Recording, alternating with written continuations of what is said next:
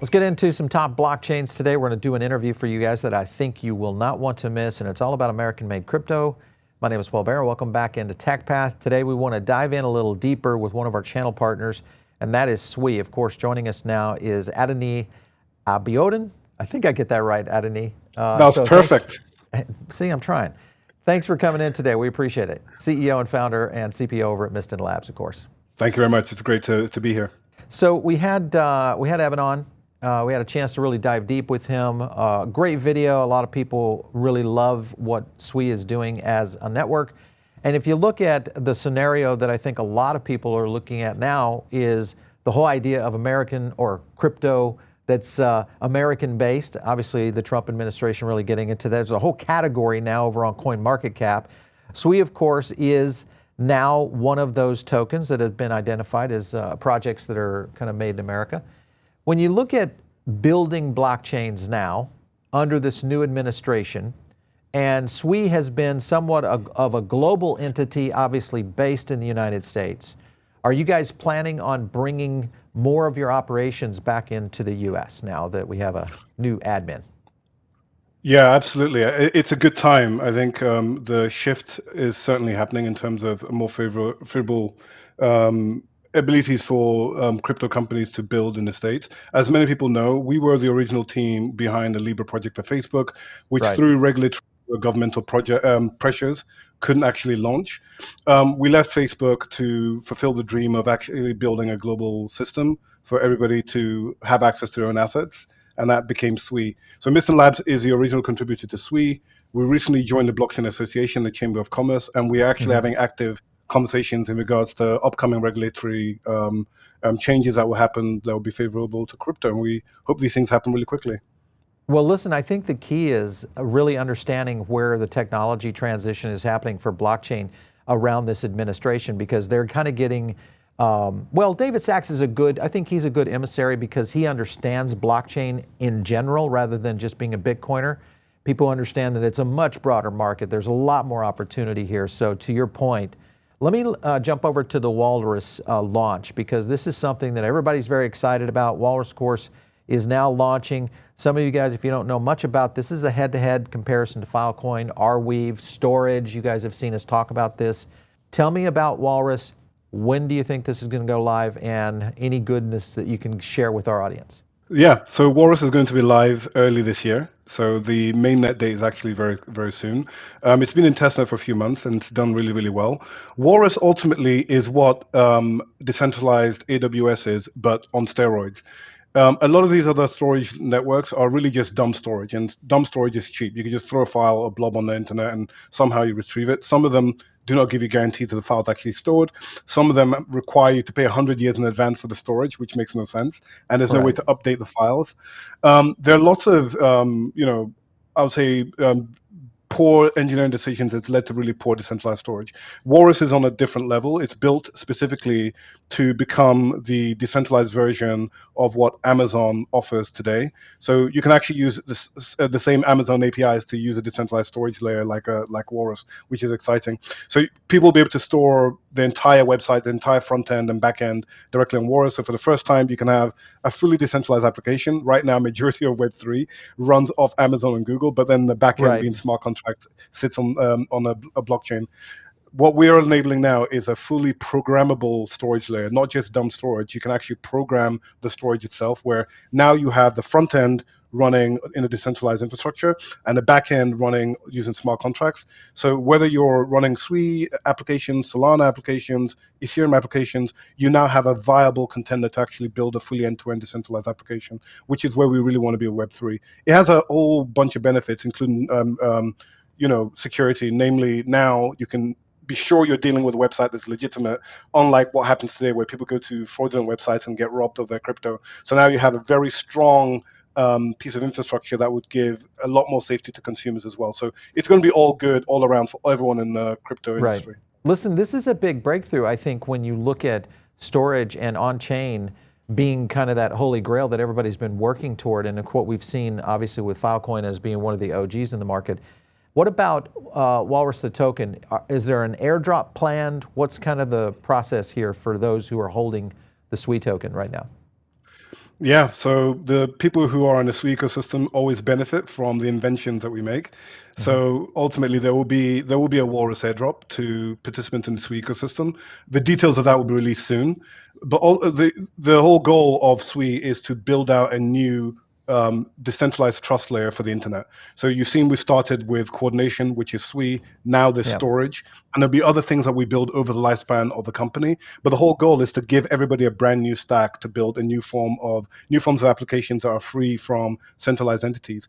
Walrus is the next big thing for us in that regard. So there's a lot of engineering resources, a lot of money being spent to make this the most successful platform in regards to storage. But we believe there's also a ton of Web2 companies that are going to be leveraging Walrus as a backup of last resort. Because I can now you don't have to imagine. worry about you don't have to worry about a central entity losing your files. You now have a decentralized entity. Even if you're backing up to AWS, you now have Hmm. another service that you could use as a backup of last resort that is highly, highly scalable and also very, very cheap to use. Listen, redundancy, I think, is in many cases overlooked by a lot of companies until you get down into the nitty gritty of really building an application and understanding the importance of it. So, to your point, a big deal. Let's talk about consistency and redundancy. You look at the performance of some of the blockchains out there. Solana has always been and received a couple of knocks out there, even though I still think it's one of the best chains. And Yeah. the big one is always about performance. And of course, their network outage, the last one, we're going on a 1 year network outage with Solana. But also, Sui had a recent network outage. How big of a deal was this for a network outage to occur on Sui? And explain what happened. First of yeah. Yeah, first of all, I want to commend the Solana team. They've actually done a really good job. Look, it's hard to build highly scalable systems, and people are finding out how difficult these systems are to run. And they've done a better job than the majority of participants in the Web3 space, so highly commend them. We had an outage that lasted for about an hour and a half that was resolved ultimately quickly by the ecosystem. It's amazing the fact that they could turn this around in such a short space of time. Hmm. What happened was there was a bug that was introduced on a Monday that wasn't caught in regression, and ultimately it was discovered on it occurred on a Friday, sorry, on a Thursday, and the team woke up early in the morning and resolved it very quickly. The validators were able to all push updates relatively quickly, and the network was back and humming. Ultimately, no funds were lost as expected, and the network is performing as it should do now. I would even add that generally protocols struggle to provide just one protocol update in a Right. space of a year. In a space of a year and a half, we've released 3 updates with no issues, just the Mm. one of recent. So Yeah. we're Yeah. moving at a light speed that the industry has just never seen before. So these things could happen. I like it. I like fast moving technology because it usually means you're breaking things, fixing it, and then making it better, which is the cool Yeah. part of blockchain. I want to talk about Deepbook because this is a project that we continue to watch very closely, this writing on Sui. And if you look at Deepbook in general, obviously this token has been moving up for quite some time.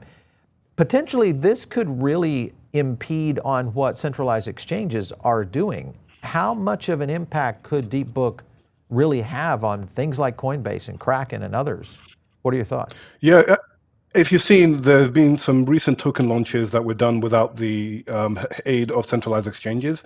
I think that's going to become a growing factor, especially if you think about wallets like Phantom, even Jupiter, and things like that, who are able to bring in a lot of retail eyeballs to launches, and of a recent Trump coin, for example, too. Right. Deepbook is an advanced decentralized central limit order book. Every exchange runs off an order book, which is an efficient way of providing Hmm. liquidity. They're inherently hard to build on decentralized blockchains because you need very, very high bandwidth, very, very low latency. It just so happens Sui's latency is the lowest of all in the industry, and the bandwidth is probably one of the highest. So you can trade in and out of positions faster than you can on any other decentralized platform. So it's no wonder why market makers and large institutions are now plugging into Deepbook and use that as a layer of liquidity. And we expect that to grow significantly this year. We have a number of large institutions that are looking to plug into Deepbook and use that as a form of liquidity. They're going to be listing BTC, and we believe over time you actually start to see the listing of crypto securities directly on Deepbook as well. So Okay. imagine now being able to buy and sell all forms of securities, whether it's bonds, stocks, directly on a decentralized central limit order book, and everybody can plug into it as a form of liquidity. And very, very soon, you'll be able to buy assets on other chains directly from Deepbook too. So Okay. it's a technology feat in itself. How big of a leap will this have when you look at things that BlackRock is doing, you look at JP Morgan, both of which have been able to integrate a lot of these order books and the advancement of tokenized securities, is that something that Deepbook would essentially rival or complement? It would largely complement what they're doing because now they Okay. have a venue, a decentralized venue that's programmable. They can effectively allow all forms. It's a distribution play. You can Yeah. now use Deepbook as a way to distribute your assets across any number of regions in the world.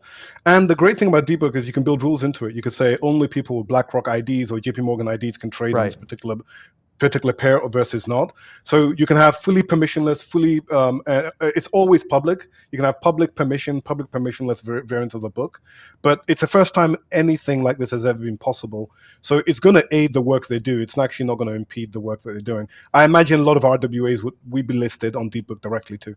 I'm excited about that one. I think this is going to be one of those breakthroughs that Sui, within the Sui network, could be one of those milestones that everybody will recognize it for. Axelar just announced cross-chain transactions initiated on SMS. This is coming, of course, from Sui, also using Phantom, powered by Axelar. So great interoperability here. But my question is SMS kind of the old way of doing it as opposed to, a Web3 way of doing it? What are your thoughts on that? Do you think we need this transition step? So I actually see this as more of a distribution, maximizing distribution. The way in which you bring billions of people into Web3 is by going to where they are rather than asking them to come to where we are. What we did last year actually, is we invented a technology called ZK Login, where you could now send money just using email, using your Google account, Facebook account, whatever you want.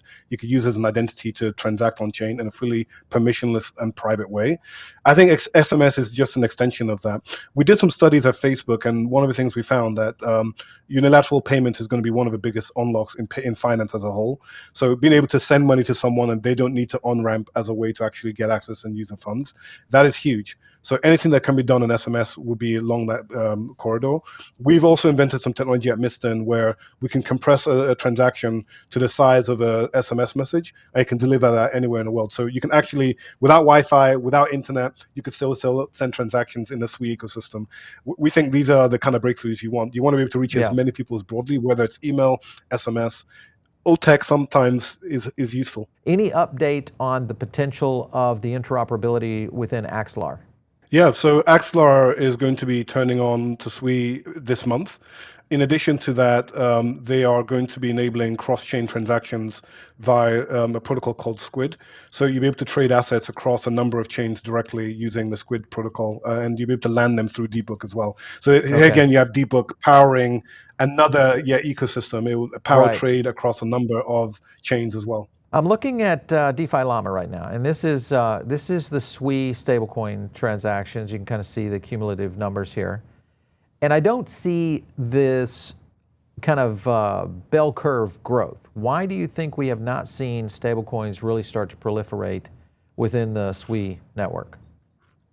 So that's primarily because stablecoins only recently came to the Sui ecosystem. So if you remember, we announced native USDC only in the latter half of last year. So it's only really been live for a couple of months, and since then it's grown to over $400 million in terms of. I believe also FDUSD just grew to 100 million TVL alone. So it's starting to grow, and I think it will take some time. Networks like Solana and whatever have had it for a lot longer, but the more important thing is there utility for the stablecoin on Sui?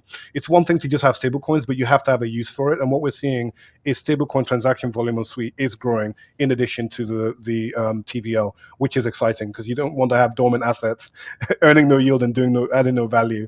So it's one of the things we're very, very proud of is that the TVL on Sui is finding actual utility, whether it's lending or trading or other schemes as well. Gaming is going to be one of the biggest unlocks this year for Sui in regards to stablecoins. So, okay, big unlock on gaming, because I was going to ask the direction here on DeFi versus consumer applications within the Sui network. Do you feel like it's going to equally grow, or do you feel like there's a strong point for Sui? Our thesis is gaming will grow DeFi, not the other way around. Like gaming will be it would be that doorway where it's effectively a utility. Like I always say, it's hard to call DeFi a product. It's really just infrastructure. It's a financial, programmable financial infrastructure. And game studios don't want to build everything from ground up. Every time you onboard a new Exactly. game, they shouldn't have to figure out how to build a token, how to build a marketplace. All these things are infrastructure that DeFi provides inherently, whether it's even providing yield for assets that are effectively static. So, DeFi will bring in the millions, if not hundreds of millions of users into Web3. And they don't need to know that they're using a protocol, a DeFi protocol. They just know they're in a game and they have the ability to swap assets. They have the ability to transfer assets in and out of their wallets. What protocol happens underneath the hood matters not to them. What would be the number one consumer onboarding platform or component that you would see within the Sui network in 2025? What would be the one that gets the most users in? We believe gaming will be that, exactly that. We have a number of games that have tens of millions of users already that will be coming onto Sui. We're yet to announce a massive consumer platform that will be coming onto Sui this year. That's going to be huge. But this is a reason why we built Deepbook too, right? Like we know last year, Wait a 3.1 minute, you billion can't just people. throw that out there. You can't just throw that out. We're just going to announce this big thing and I'm not going to talk about it. What do you mean by that? A big consumer platform. What do you mean? So we've always said Sui was built for billions of users, and what matters is not just saying it but showing it. This year, Sui will demonstrate some of the largest platforms in the world, bringing hundreds of millions of users directly to the ecosystem.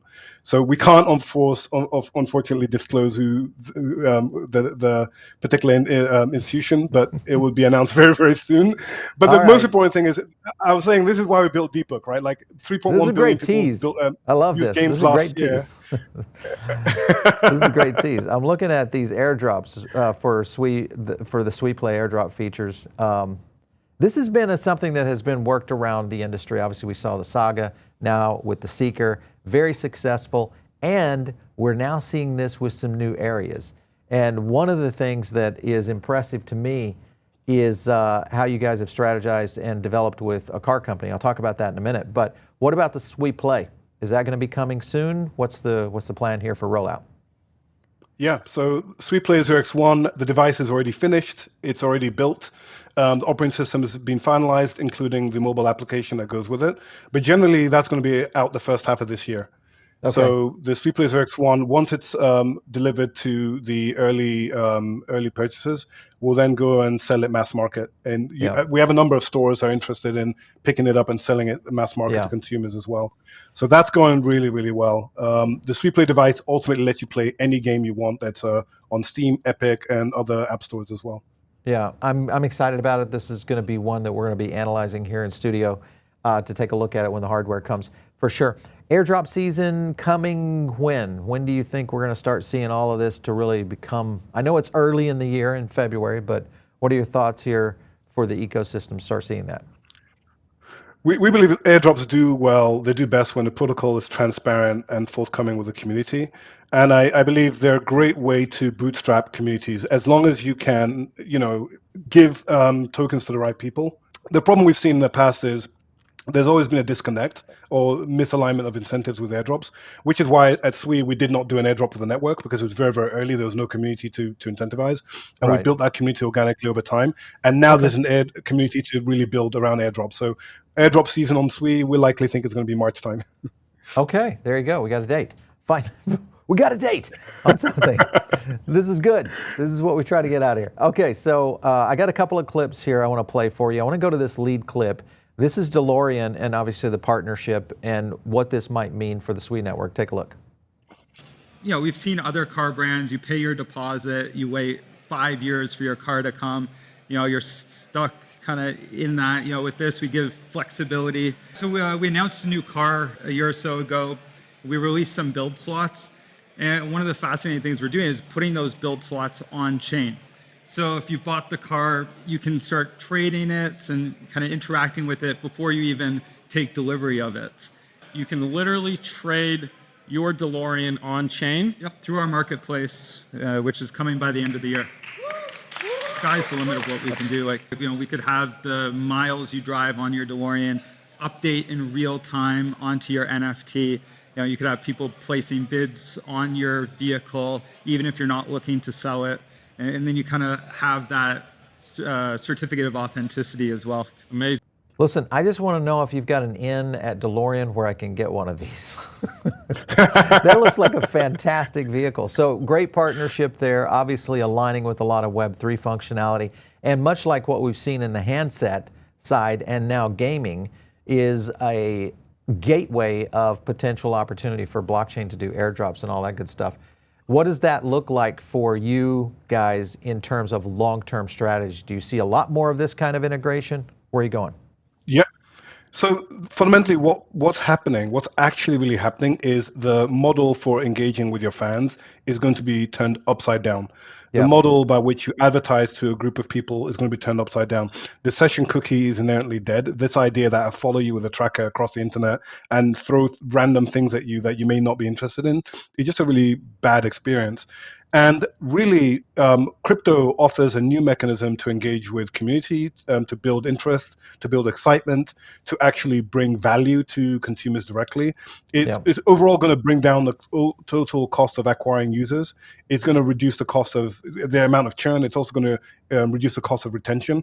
It's going to be the best way to actually go to market for your products. So you've seen DeLorean innovating significantly in that area. And we've got a number of companies doing exactly the same thing. It's just a beginning. Yeah, this is huge to me because you're exactly right. I think you're in an era where we are going to see a magnetic shift in major brands really starting to understand this. Just to prove your point, I want to go to a clip. This is the clip of DeLorean showing how this is going to integrate with the brand. Take a look.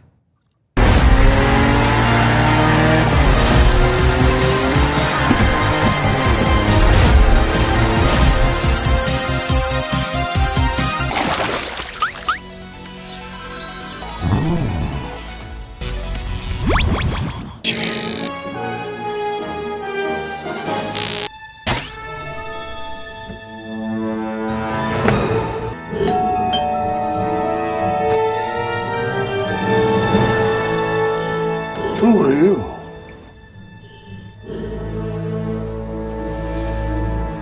It's a time capsule from the future.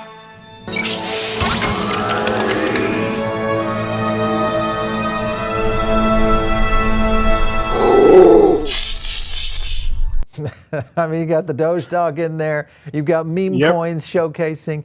I mean, these guys are degens. I'm telling you right now. They the DeLorean are guys a brilliant are degens. team. This They're is a brilliant fantastic. team.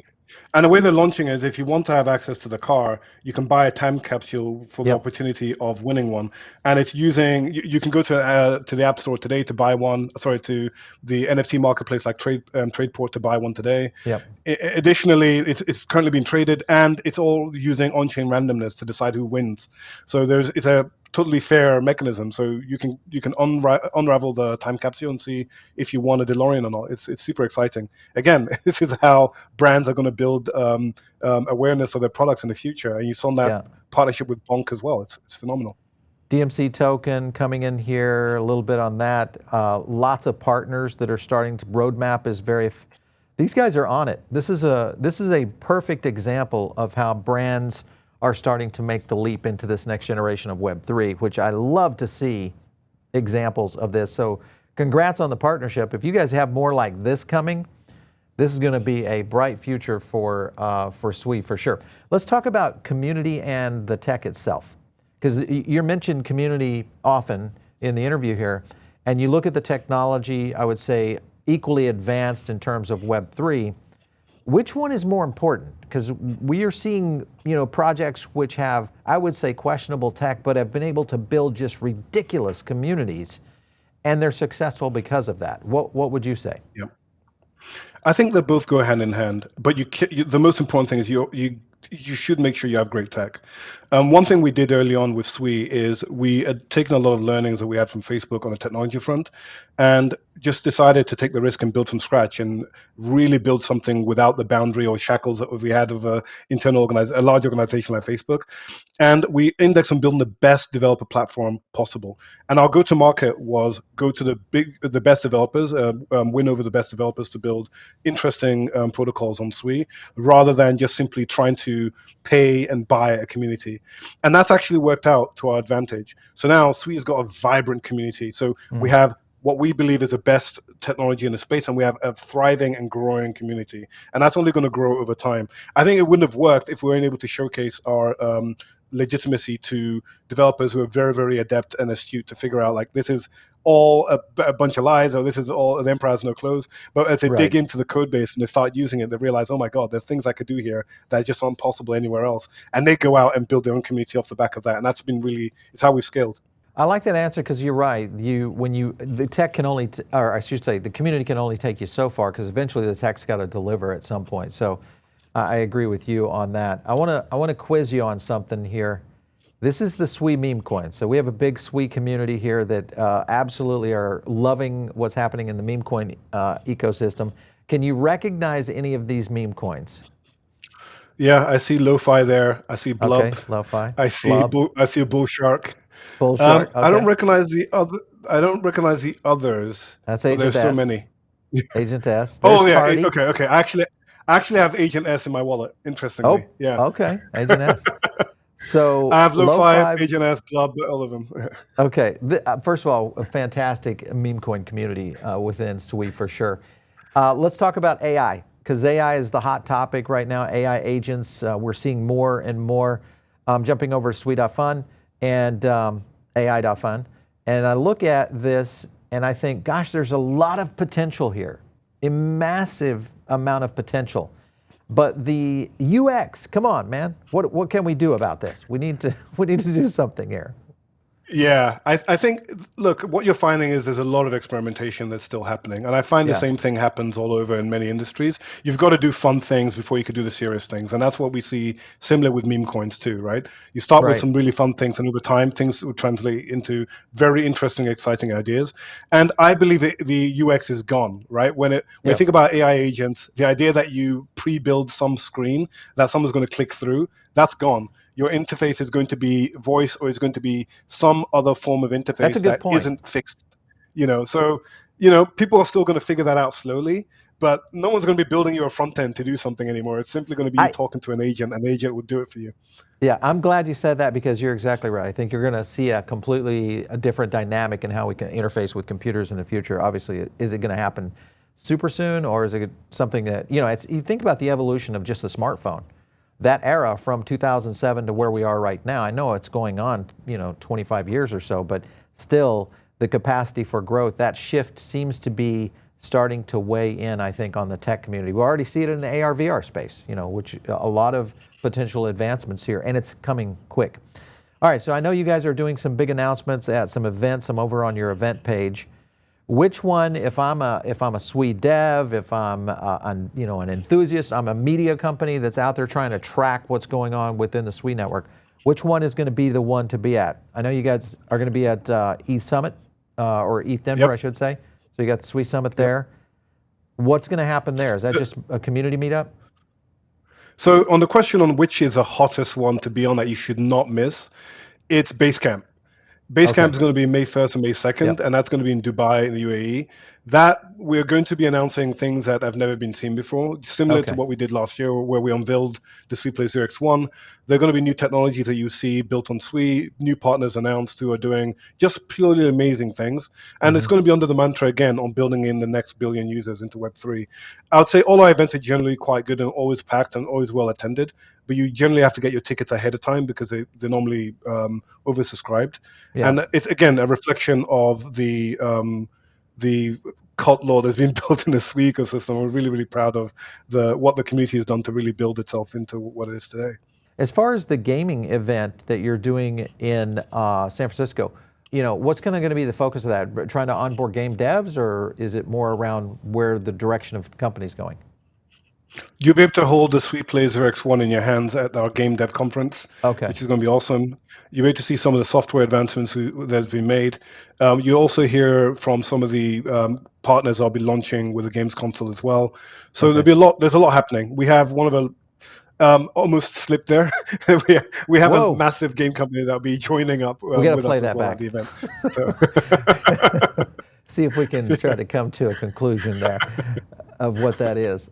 Listen, Adeniyi, it's been great having you on the show. Thanks so much for being so transparent. That's one of the things we like about the Sui network, and you guys kind of telling everybody, with the extension of not releasing any of the good stuff yet, but I understand that. But appreciate you guys coming in today, for sure.